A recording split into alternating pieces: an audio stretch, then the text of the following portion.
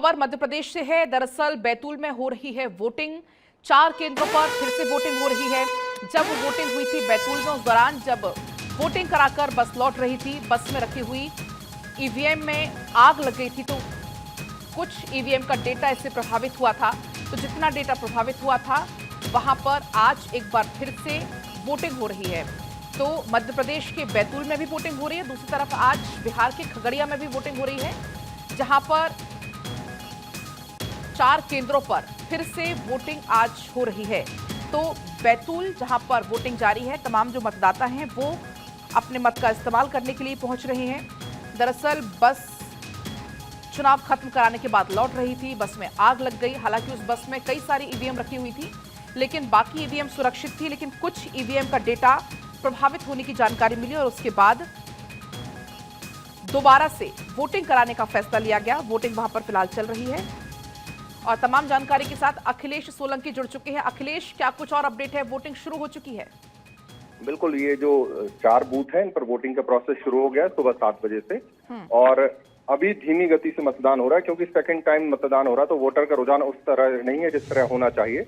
लेकिन जो मोटिवेशन है, चाहे वो पार्टियों की तरफ से, बीजेपी और कांग्रेस की तरफ से, वहां पे किया जा रहा है और सुचारू रूप से मतदान चल रहा है। और इलेक्शन कमीशन की कोशिश है कि जो पिछली दफा हुआ था 70% के आसपास, उतना मतदान, उतने वोटर्स को एक बार निकालने की कोशिश वहां पे की जाए। जी अखिलेश, क्योंकि 6 पोलिंग पार्टियां थी और ईवीएम भी जाहिर सी बात है कि 6 रही होंगी, तो कितनी ईवीएम को उस दौरान नुकसान पहुंचा था जब बस में आग लगी थी?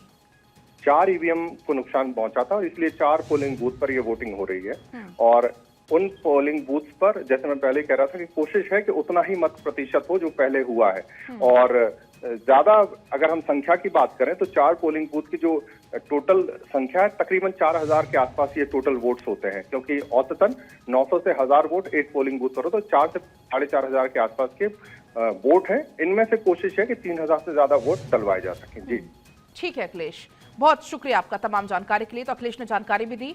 हालांकि जो वोटर्स हैं वो उतनी ज्यादा संख्या में अभी घर से बाहर नहीं निकल रहे हैं, क्योंकि जो वोटर्स हैं वो एक बार ऑलरेडी मतदान दे चुके हैं। हालांकि कोशिश ये हो रही है कि ज्यादा से ज्यादा मतदान हो सके।